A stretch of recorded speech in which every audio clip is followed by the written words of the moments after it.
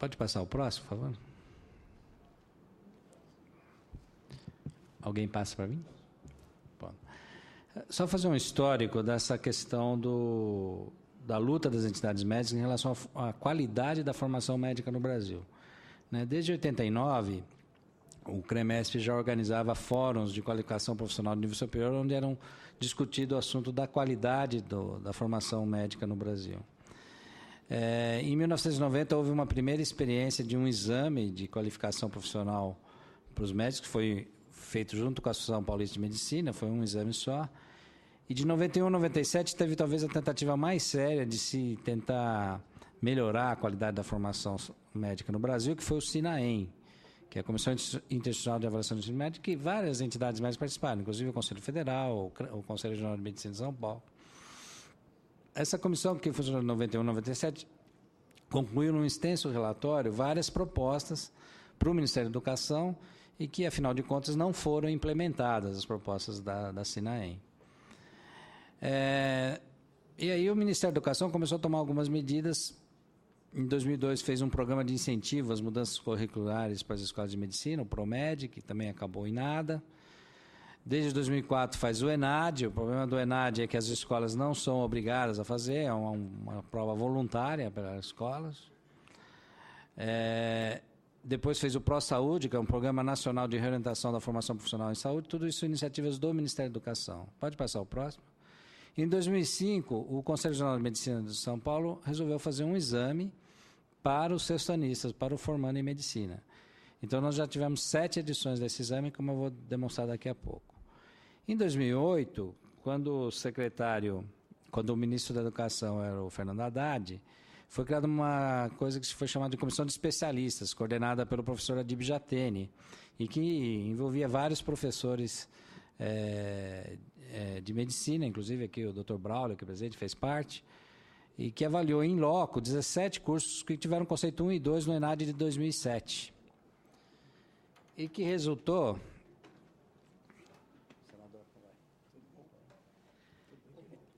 num relatório que, na verdade, o relatório dessa comissão propunha para o Ministério o fechamento de várias escolas.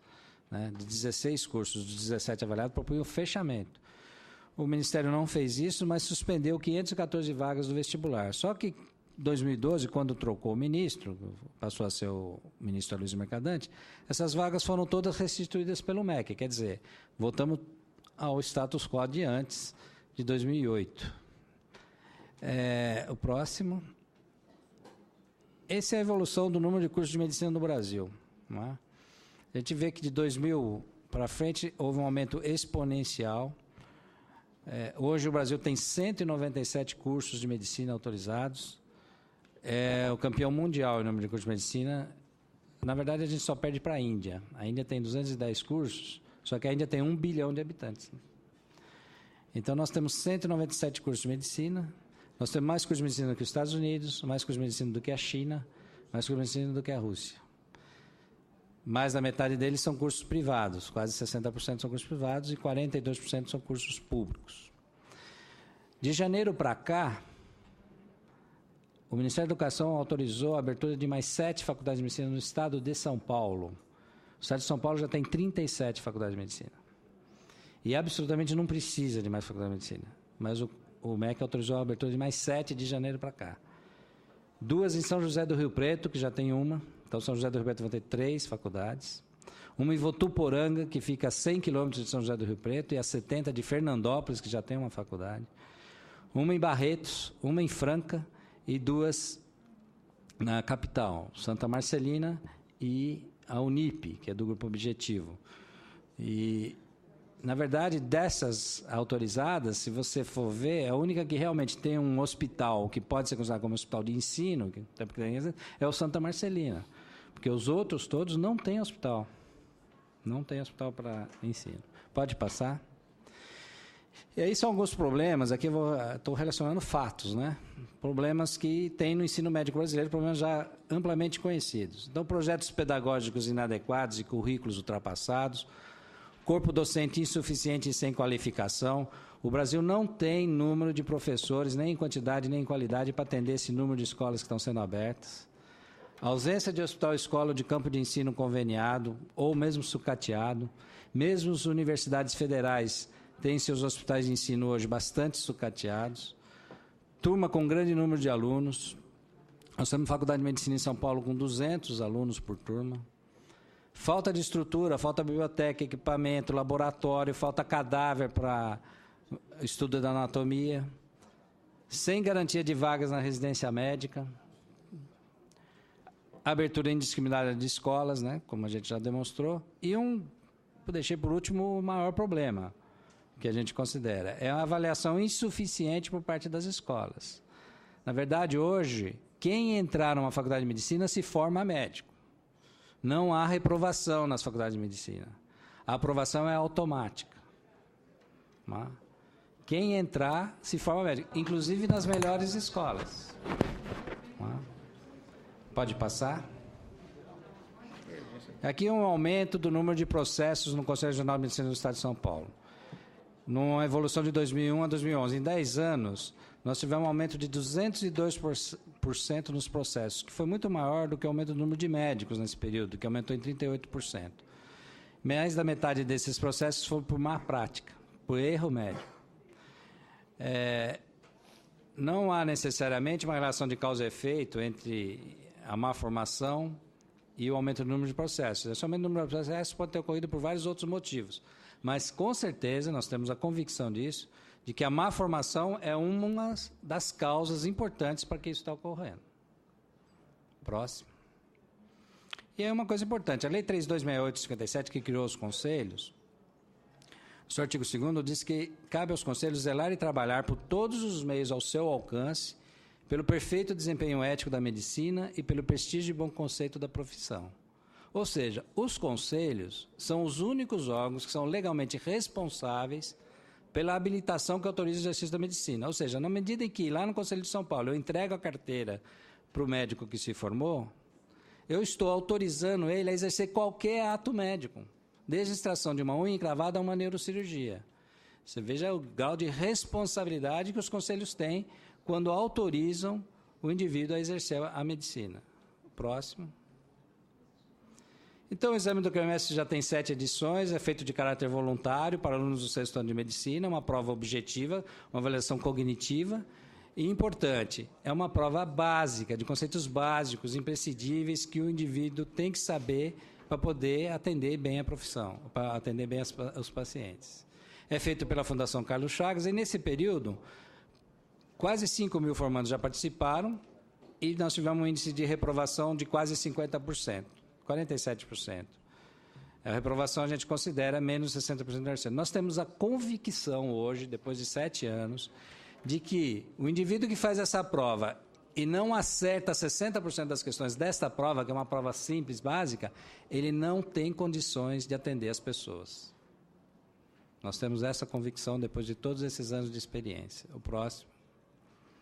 Aqui uma evolução dos participantes. Como a prova é voluntária, vocês veem que o número de participantes vem diminuindo, né? Nós começamos com quase 1.000 participantes, terminamos o ano passado com 2011 com 418. E o índice de reprovação naquela média de 46%. Pode passar? Então, o exame demonstrou que tem um desempenho ruim em áreas básicas da medicina. Os participantes erram casos comuns da prática médica, assim, erro de diagnóstico de pneumonia, de tratamento de diarreia em criança, diagnóstico de apendicite aguda, coisas que o médico tem que saber, né, para poder atender. E a gente considera que a situação pode ser pior, porque, como o exame é voluntário, a gente considera ou supõe que aqueles mais preparados é que foram fazer a prova, né? Então, nós resolvemos, nesse exame deste ano, que vai ocorrer no domingo agora, dia 11, tornar a prova obrigatória no sentido de que, para obter o registro profissional, o aluno tem que fazer a prova, tem que comparecer e realizar a prova. Independentemente da nota, ele vai obter o seu registro profissional, mas ele é obrigado a fazer a prova. Pode passar? Então, nós temos as inscrições aqui. Todas as 28 escolas que vão formar turmas agora, em 2012, ocorreram inscrições. 2.924 inscrições no total.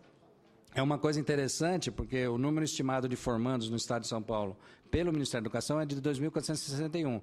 Então, nós tivemos mais inscrições do que formandos, né?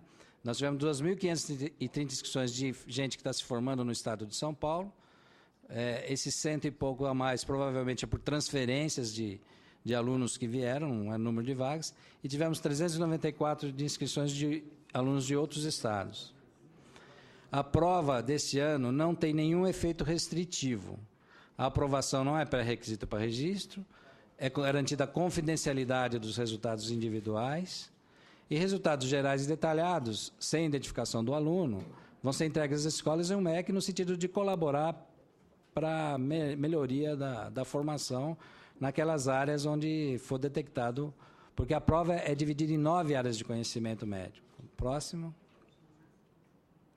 Então, tem 2 objetivos principais do nosso exame. Primeiro, avaliar com dados objetivos e reais, né, o atual estágio da formação médica no estado de São Paulo.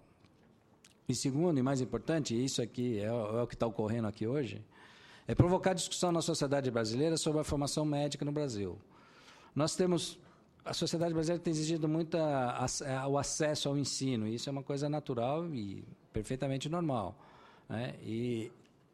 Mas em medicina, essa ânsia por quantidade não pode substituir a questão da qualidade da formação médica. Porque toda vez que a gente substitui qualidade por quantidade, isso é uma experiência mundial.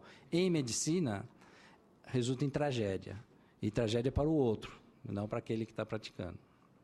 Próximo. Então, nós somos favoráveis ao projeto. O ensino médico deteriorou muito nos últimos anos e precisa ser feita alguma medida. E o modelo de avaliação do ensino médico fracassou nos últimos 20 anos, né? A questão do exame do progresso, como já foi comentado aqui, ele é feito em várias escolas de medicina do Brasil hoje. Em São Paulo, várias escolas fazem o exame do progresso. E sabe o que resultou? Nada. Por quê? Porque não tem consequência. O aluno faz a prova no segundo, faz a prova no quarto, faz a prova no sexto ano, ele vai mal no segundo, vai mal no quarto, vai mal no sexto, e ganha o diploma de médico. Por quê? Não é reprovado. Tá? O próprio ENAD, que se faz já há alguns anos, qual é a consequência? Escolas que tiram conceito 1 e 2 continuam formando médicos, sem nenhuma consequência. Tá? Próximo. Em relação ao exame da OAB, é um mecanismo necessário e aceito, né? E cada vez mais jovem médico sai da escola sem formação. E, principalmente, esses jovens médicos que saem com má formação, eles vão atuar onde? Porque eles não conseguem entrar na residência. Vão atuar na porta do pronto-socorro, o que é um perigo. Porta de pronto-socorro é onde você tem que ter mais conhecimento, principalmente em urgência e emergência. Próximo. E aí, algumas críticas que são feitas, que eu estou procurando já responder. Diz que esse exame não avalia todas as habilidades que o médico deve ter. Avalia sim, avalia o mínimo de conhecimento técnico cognitivo que o médico tem que ter. Vários países já têm exame obrigatório condicionado ao registro, com uma metodologia igual a que a gente faz no CREMESP. A avaliação deve ser feita pela escola ao longo dos 6 anos. Nós concordamos com isso. A avaliação deve ser feita pela escola, inclusive não só a avaliação cognitiva, mas comportamental, de habilidades, etc. Só que a escola não faz. Infelizmente, a escola brasileira não faz. E o argumento, o exame penaliza o aluno. Olha, no nosso ponto de vista, a gente tem que defender a população que vai ser assistida. A questão de que penaliza o aluno, a gente acha que quem não pode ser penalizado é a população, que vai ser atendida por um médico mal formado. Próximo. O que faz com que for reprovado? A nossa proposta é que ele retorne para a escola médica da onde ele saiu por mais um ano e faça o exame no ano seguinte. O que ele não pode é ser médico. Cursinhos vão se proliferar. Bom, cursinhos preparatórios são o espelho da má formação, da má graduação. Porque escola que tem graduação boa, o aluno que vai fazer esse tipo de prova não precisa fazer cursinho, porque ele passa. E a prova não impede a abertura de novas escolas, como o exame da OAB não impediu, mas a prova impede a atuação de profissionais despreparados. E obrigado aí pela atenção, é essa a exposição que eu queria fazer, depois a gente pode responder as perguntas eventuais que tiver. Obrigado.